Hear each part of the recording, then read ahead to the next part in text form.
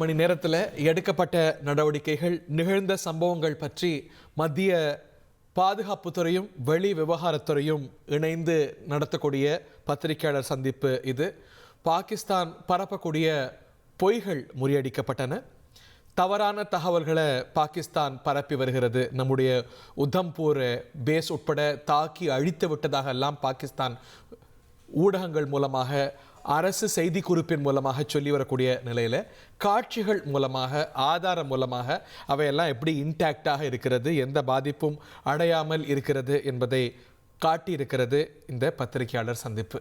அது மட்டுமல்லாது எப்படி இந்த விவகாரத்தை மேலும் பதற்றத்தை அதிகரிக்கும் வகையில், பொறுப்பற்ற வகையில் பாகிஸ்தான் செயல்பட்டு வருகிறது என்பது பற்றிய விளக்கங்களையும் தரவுகளையும் இந்த பத்திரிகையாளர் சந்திப்பில் பார்த்தோம். நாம் பாகிஸ்தானுடைய சிவிலியன்களையோ இராணுவ தளங்களையோ முதல்ல குறிவைக்கல, அதனது தீவிரவாத மையங்களையே மட்டுமே நாம் குறிவைத்த நிலையில் பாகிஸ்தான் நம்முடைய சிவிலியன்கள் அதிகம் வசிக்கக்கூடிய பகுதிகளில் வழிபாட்டு தலங்களை, பொதுமக்களை தாக்கி எடுக்கக்கூடிய நடவடிக்கைகள் விவரித்திருக்கின்றன. நம்முடைய தற்காப்பு சாதனங்கள், நம்முடைய ஏர் டிஃபென்ஸ் சிஸ்டம் எப்படி பெரும்பாலானவற்றை முறியடித்திருக்கிறது என்றும், அதையும் தாண்டி சில பாதிப்புகள் ஏற்பட்டிருப்பதையும் இந்த பத்திரிகையாளர் சந்திப்பில் சுட்டி காட்டியிருக்கிறாங்க. பாகிஸ்தானுடைய இராணுவ மையங்கள் மீது மட்டுமே நாம் பதில் தாக்குதலை நடத்தியிருக்கின்றோம்.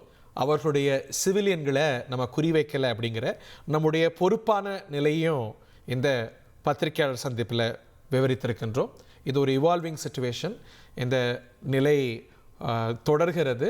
அதனால் அடுத்த பிரீஃபிங்கில் இதை பற்றி சொல்லப்படும் அப்படின்னு சொல்லப்பட்டிருக்கிறது. பாகிஸ்தான் இதை எஸ்கலேட் செய்யணும், இதை மேலும் தீவிரமாக்கணும் அப்படிங்கிற நோக்கத்தில் தன்னுடைய எல்லைகளில் தன்னுடைய துருப்புகளை குவித்து வருகிறது அப்படிங்கிறதையும் சொல்லியிருக்கிறாங்க. நம்முடைய மருத்துவமனைகள், நம்முடைய பள்ளிகள், வழிபாட்டு தலங்கள் இவையெல்லாம் பாகிஸ்தானால் பொறுப்பற்ற வகையில் குறிவைக்கப்படுகின்றன என்றும், நாம் பதிலுக்கு பாகிஸ்தானுடைய இராணுவ தளவாடங்களை மட்டுமே வெற்றிகரமாக குறிவைத்து தகர்த்து வருகின்றோம் அப்படிங்கிறதும் விளக்கப்பட்டிருக்கிறது. இந்த பிரஸ் பிரீஃபிங்குடைய முக்கியமான அம்சங்கள் என்ன ரமேஷ்?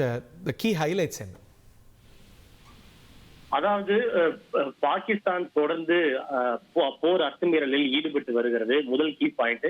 இரண்டாவது, பாகிஸ்தானுக்கு இந்தியா தக்க பதிலடி கொடுத்து வருகிறது, அது இரண்டாவது. மூன்றாவது, இந்தியா நடத்திய எதிர் தாக்குதலில் பாகிஸ்தானுக்கு பெரும் சேதங்கள் ஏற்பட்டிருக்கிறது அப்படின்றது மூன்றாவது பாயிண்ட். குறிப்பா இந்தியாவில் இருக்கக்கூடிய பல விமானப்படை தளங்களை குறிவைத்து பாகிஸ்தான் அதிவேக மிசைல் தாக்குதலை நடத்த முயற்சித்தது. பஞ்சாபில் இருக்கக்கூடிய பத்தான்கோட் விமானப்படை தளத்தை எல்லாம் கூட குறிவைத்து பாகிஸ்தான் தாக்க முயன்றது. இதன் காரணமாக நாங்களும் பாகிஸ்தானில் இருக்கக்கூடிய பல ராணுவ முகாம்களை குறிவைத்து தாக்குதல் நடத்தினோம். குறிப்பாக சியால்கோட் உள்ளிட்ட 4 தளங்களை நாங்கள் குறிவைத்து தாக்குதல் நடத்தினோம் என தற்போது இந்தியா அதிகாரப்பூர்வமாக அறிவித்திருக்கிறது. இதில் பாகிஸ்தான் தரப்புக்கு பலத்த சேதங்கள் ஏற்பட்டிருக்கிறது அப்படி என்று சொல்லியிருக்கிறார்கள். இது தவிர இந்தியாவில் இருக்கக்கூடிய பல விமானப்படை தளங்களை அழித்து விட்டதாக பாகிஸ்தான் தொடர்ந்து தவறான பிரச்சாரத்தை பரப்பி வருகிறது.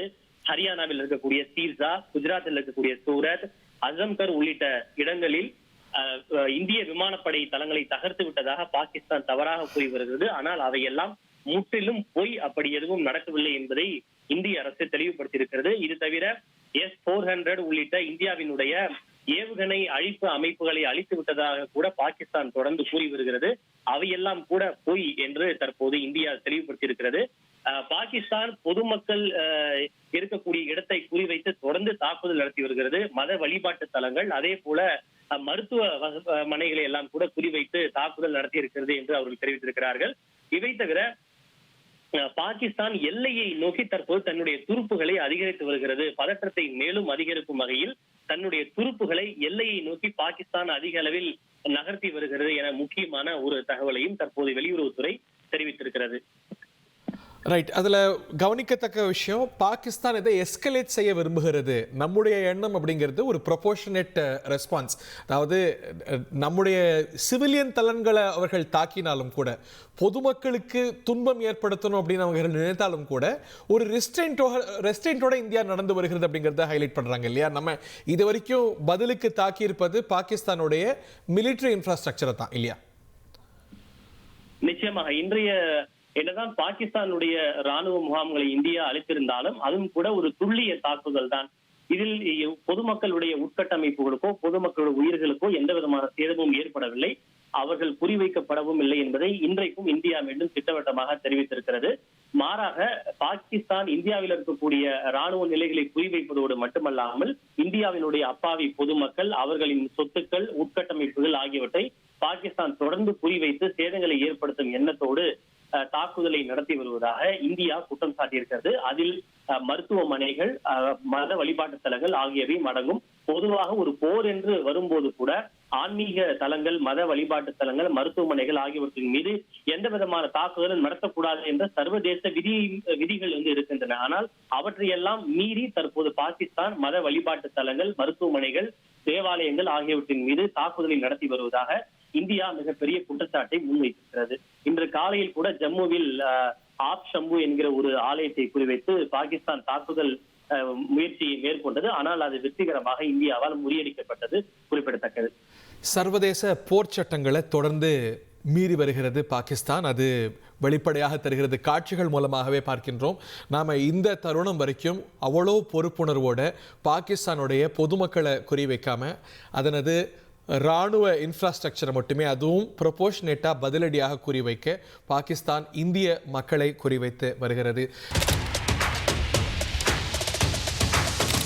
அதிமுக்கிய விவரங்களை அனைவருக்கும் புரிய வைக்கும் பாட்காஸ்ட். தவிர்க்க முடியாத முதல் மக்கள் வளைகுடா நாடுகள் பிரான்சிஸுக்கு பிரியா சம்பவங்களை தேடி களத்திற்கே உங்களை அழைத்து செல்லும் ஸ்பாட்லைட். அங்க இருக்கக்கூடிய கள விவரங்கள் என்ன? கடந்த 5 வருஷமாவே சார் எனக்கு ரொம்ப பிடிக்கும் அவர் வர்றதுக்காக. எங்களுடைய நியாயமான கோரிக்கை. Even at the cost of stopping. பார்வையாளர்களையும் செய்திக்குள் பங்கெடுக்க செய்யும் மக்கள் குரல். 50 ரூபாய் எங்களுக்கு தண்ணிக்கு ஒரு தீர்வே இல்லைங்க 10 வருஷமா. எங்களுக்கு சரியான ஒரு விடிவு கிடைக்கவில்லை. 60,000 ஏக்கருக்கு தான் கேட்கிறோம், பிச்சை கேட்கறாங்க.